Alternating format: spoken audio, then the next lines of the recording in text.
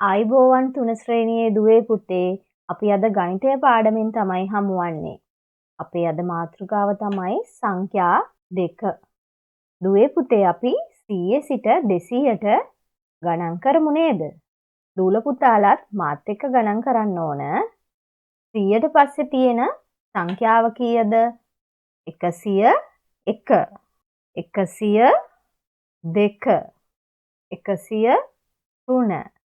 102, 103, 104, 105, 106,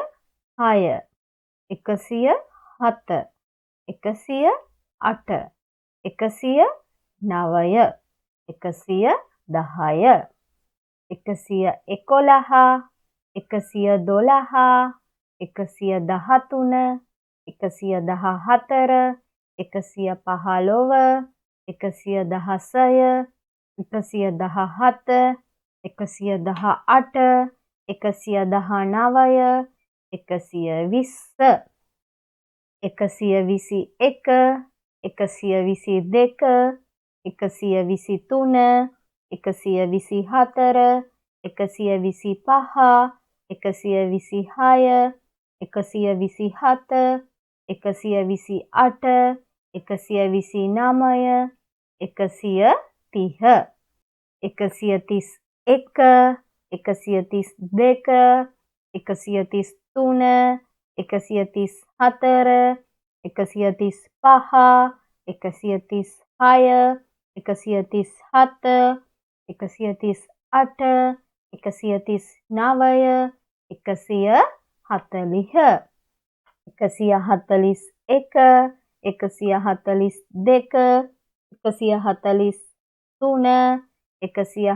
143, 144, 145, 146, 147, 148, 149, 150, 151, 152, 153, 154, 155, 156, 157, 158,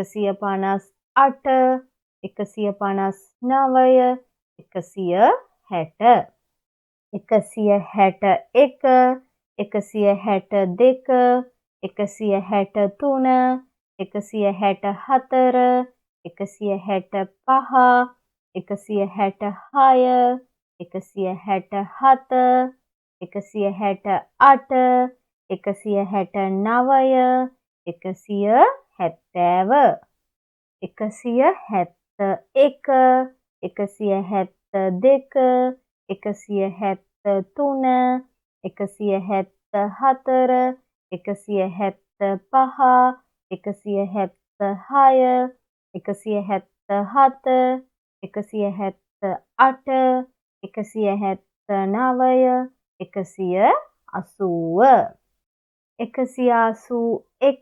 171, 172, 173, 174, 175, 176, 177, 178, 179, 180, 181, 182, 183, 184, 185, 186, 187, 188, 189, 190, 191, 192, 193, 194, 195, 196, 197, 198, 199, 200.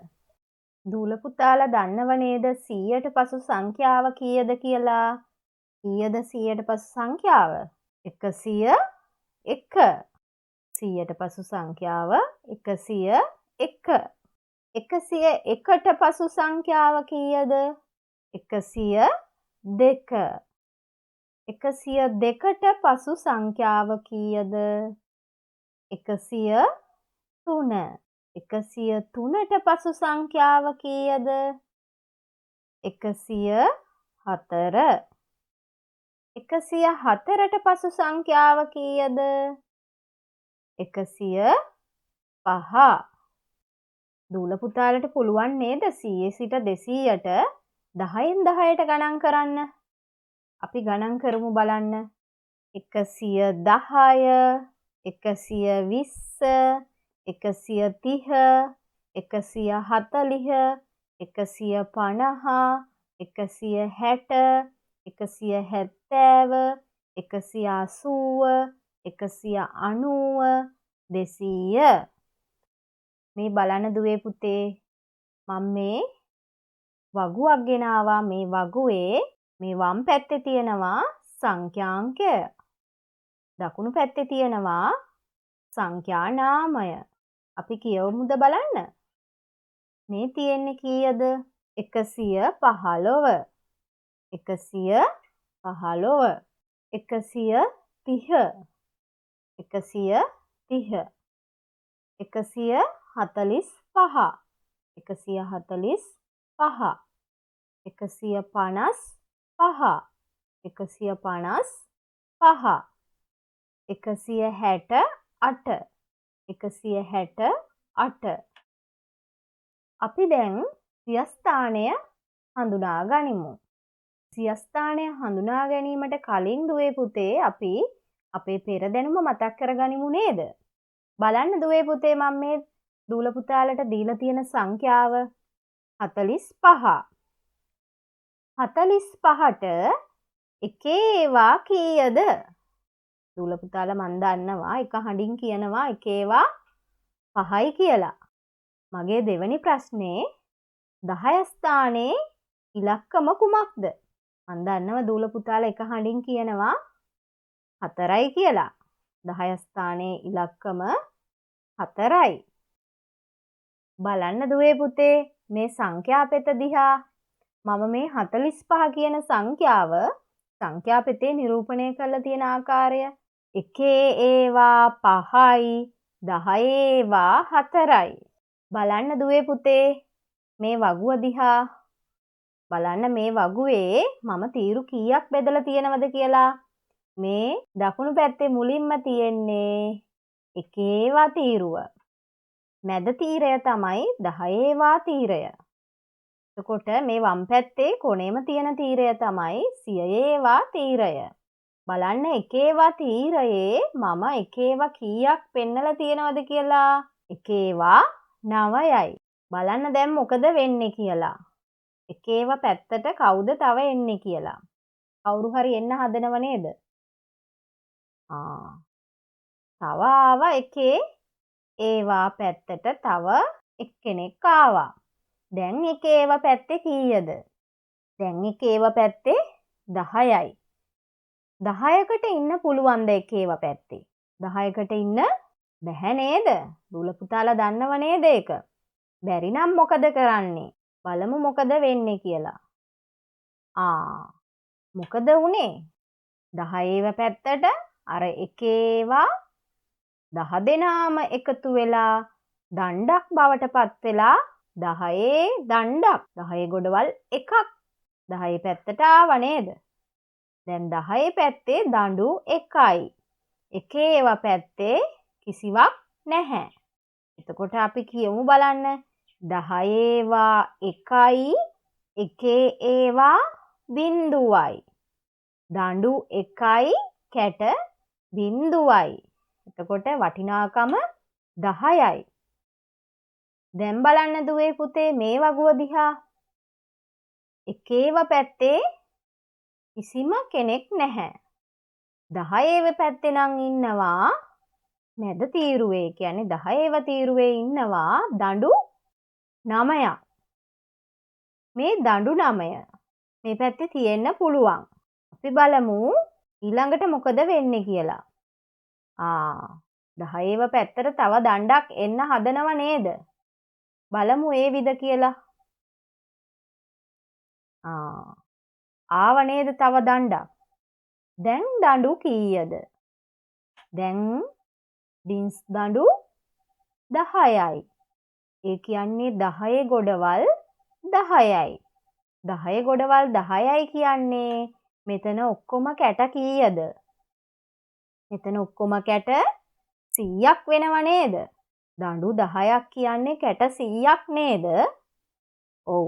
දඬු 10ක් කියන්නේ කැට 100ක් නම් මේ කැට 100ට එහෙම නැත්නම් මේ දඬු 10ට මේ 10ව පැත්තේ ඉන්න පුළුවන්ද? 100කට 10ව පැත්තේ ඉන්න බැහැ නේද? එහෙනම් එයාලා මොකද කරන්න ඕන? අපි බලමු මොකද කරන්නේ කියලා. එයාලා ගියා නේද Tamanට අයිති ස්ථානයට? ඔව්.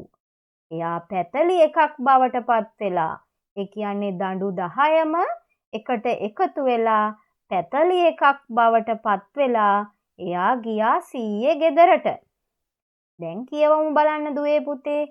100 1යි 10 0යි 1 0යි. වටිනාකම කීයද? 100යි නේද? බලන්න දුවේ පුතේ මේ වගුව දිහා. ස්ථානීය අගය වගුවක නිරූපණය කරන ආකාරය 124. බලන්න 1 4යි 10 2යි 100 1යි. බලන්න මම ගණක පෙතක නිරූපණය කරා 124. දැන් බලන්න මම 148 ගණක පෙතක නිරූපණය කරන ආකාරය. 1 8යි 10 4යි 100 1යි 148යි. දැන් බලන්න මේ වගුව දිහා. මේ කළු පාටින් පෙන්වලා තියෙන්නේ මම 1ව තීරුව. රෝස පාටින් පෙන්වලා තියෙන්නේ 10ව තීරුව. බලන්න 1ව තීරුවේ 1ව 3යි. 10ව තීරුවේ 10ව 3යි. 100ව තීරුවේ 100ව 1යි. 1ව 3යි 10ව 3යි 100ව 1යි. කීයද වටිනාකම? 133යි. බලමු මේක දිහා. මෙතන 1ව බිංදුවයි.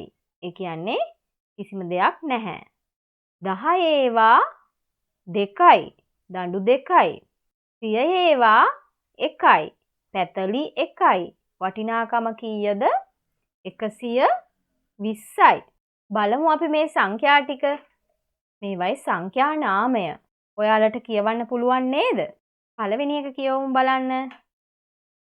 මේ තියෙන්නේ 200 225 238 257 274 299. මේ බලන්න. මේ කීයද තියෙන්නේ? 300 325 338 357 374 399. කියවමු බලන්න මාත් එක්ක. මේ තියෙන්නේ කීයද?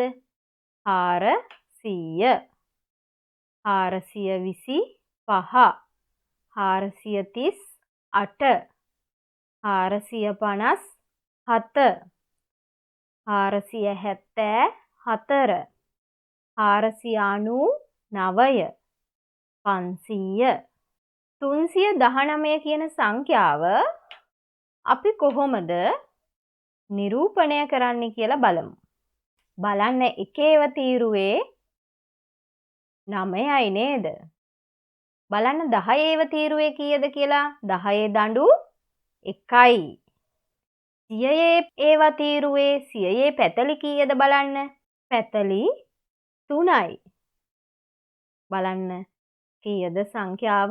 319. බලන්න දඬු හා කැට පැතලි උපයෝගී කොටගෙන 319 නිරූපණය කරලා තියෙන ආකාරය. 319 කියන සංඛ්‍යාවට එකක් එකතු කරලා අපි නිරූපණය කරමු. 319ට එකක් එකතු කරන්නයි යන්නේ. 1ව තීරුවේ 9යි 10ව තීරුවේ 1යි 100ව තීරුවේ 3යි. ඔන්න දැන් එක්කෙනෙක් එකතු වෙනවා එකේ තීරුවට. එකේ ඒවා තීරුවට එක්කෙනෙක් එකතු වෙනවා එක ස්ථානයට.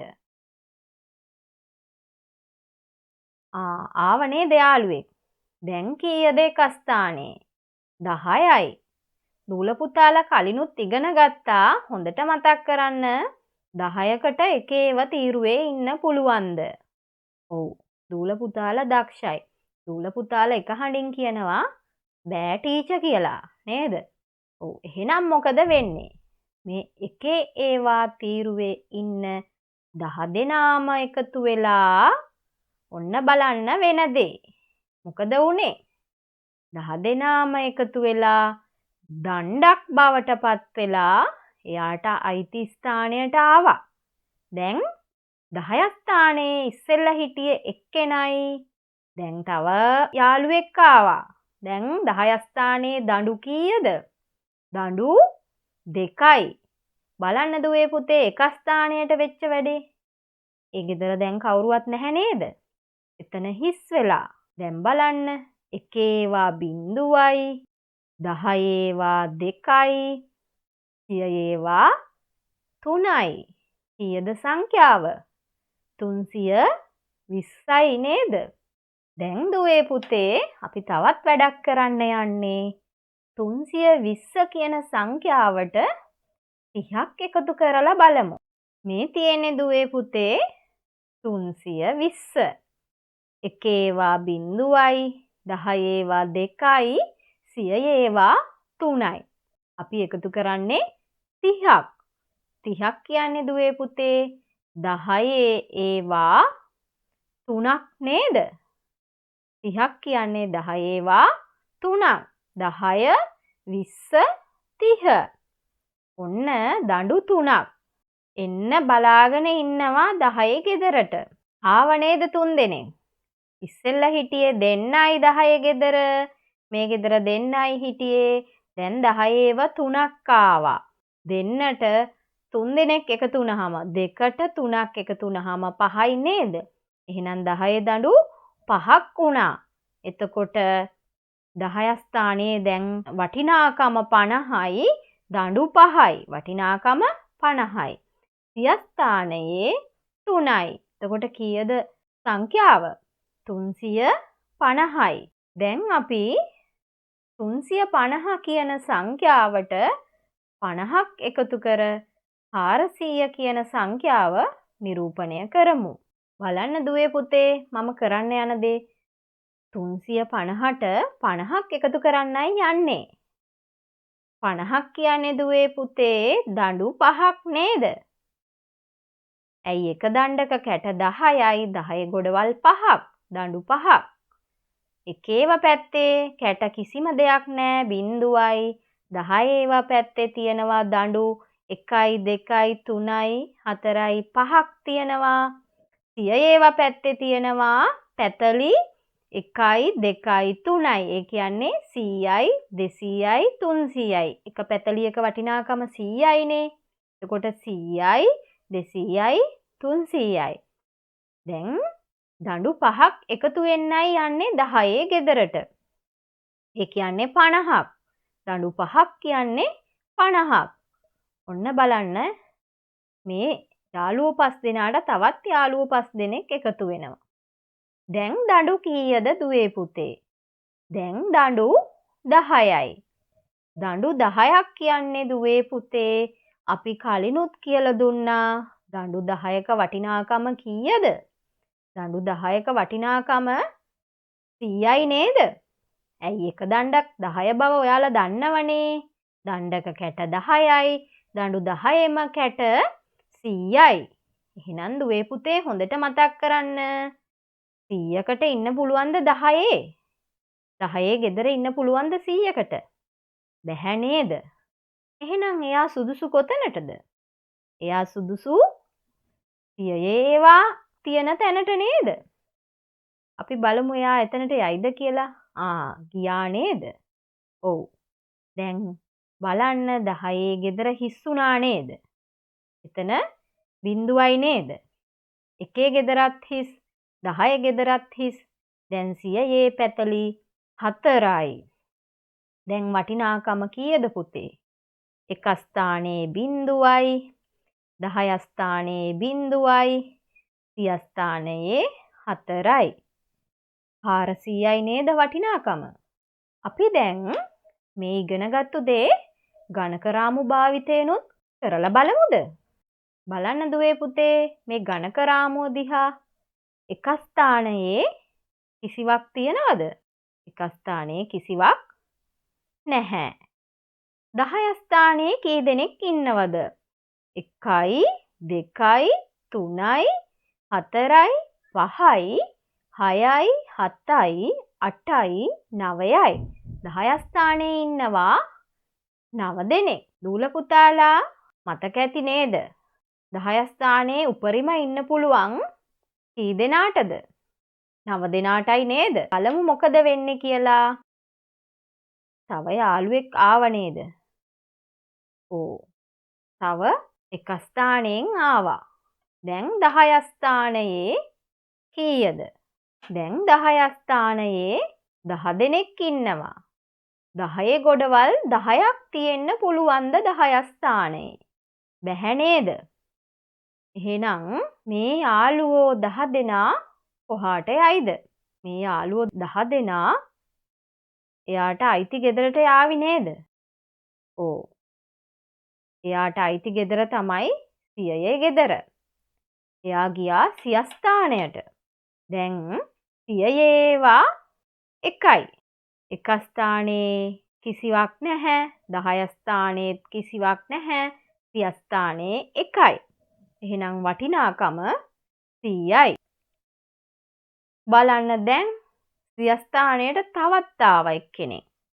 දැන් සිය ස්ථානයේ කීයද? 200යි නේද?